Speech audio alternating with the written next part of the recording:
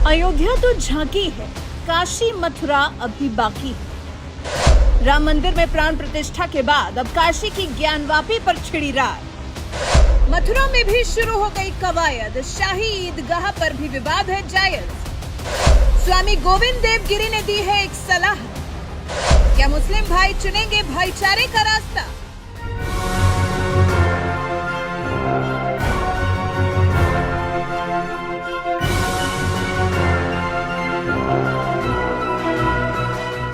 अयोध्या में तो 550 साल की लड़ाई के बाद, शतकों पुराने विवाद के बाद अब रामलला टेंट से निकलकर अपने भव्य राम मंदिर में विराजमान हो चुके हैं। 22 जनवरी को राम मंदिर में रामलला की प्राण प्रतिष्ठा के साथ राम भक्तों के लिए मंदिर खोल दिया गया है और अब तो वाराणसी में ज्ञानवापी को लेकर उठे विवाद के बीच में व्यास जी के तहखाने में पूजा अर्चना की इजाजत भी दे दी गई है। जिला कोर्ट की तरफ से आदेश जारी होते ही उसी दिन रात में डीएम ने पूजा की पूरी व्यवस्था करवाकर पूजा शुरू करवा दी है, जिससे मुस्लिम समुदाय में हलचल देखने को मिल रही है। मुस्लिम समाज जिला कोर्ट के इस फैसले को लेकर पहले सुप्रीम कोर्ट से हाई कोर्ट से फिर सुप्रीम कोर्ट के चक्कर लगा रहा है, जिसे देखकर श्री राम जन्मभूमि ट्रस्ट के कोषाध्यक्ष गोविंद देव गिरी महाराज ने मुस्लिम भाइयों को एक बहुत बड़ा प्रस्ताव दे दिया है। गोविंद देव गिरी महाराज ने कहा है कि अगर हमारे 3 मंदिर हमें शांति से मिल जाएं तो हम बाकी बातें भूल जाएंगे।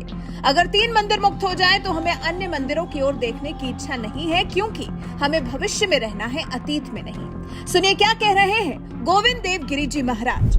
मैंने पहले ही बतला दिया कि 3 मंदिर मुक्त होने पर हम अन्य मंदिरों की ओर ध्यान देने की इच्छा भी नहीं करते हैं, क्योंकि हम लोगों को भविष्यकाल में जीना है, भूतकाल में नहीं जीना है। देश का भविष्य अच्छा होना चाहिए। इसलिए यदि समझदारी के साथ ये 3 मंदिर प्रेम से हम लोगों को मिल जाते हैं, हम सारी अन्य बातें भूल जाएंगे।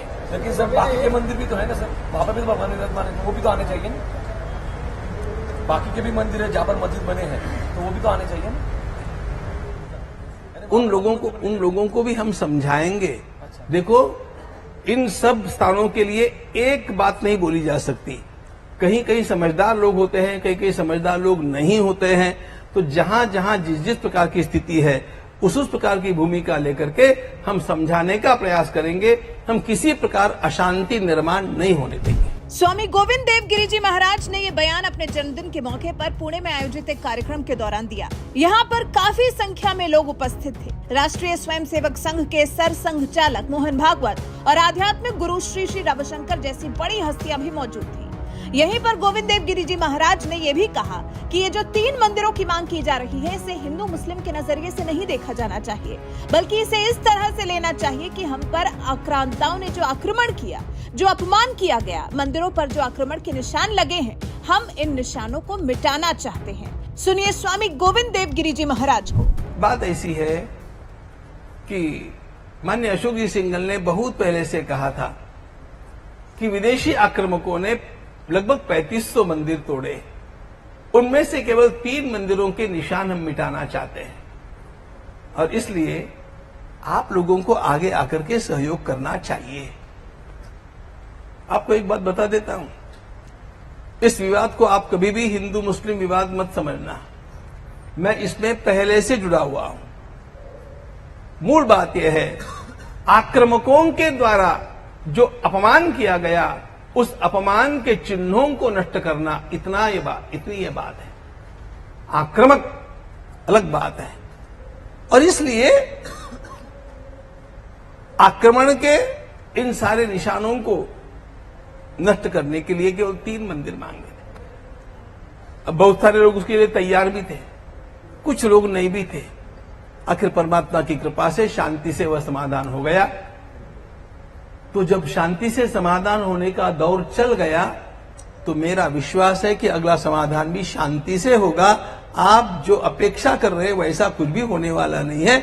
सब कुछ शांति से होने वाला है। मेरा देश बदल रहा है, सबके भीतर सद्बुद्धि जग रही है और राम सबके भीतर विराजमान हो रहा है। स्पष्ट शब्दों में गोविंद देव गिरी जी महाराज कह रहे हैं कि शांति और सद्भाव से सब हो जाएगा। 3500 मंदिर तोड़े गए हैं, जिनमें से हम तो सिर्फ 3 की ही मांग कर रहे हैं।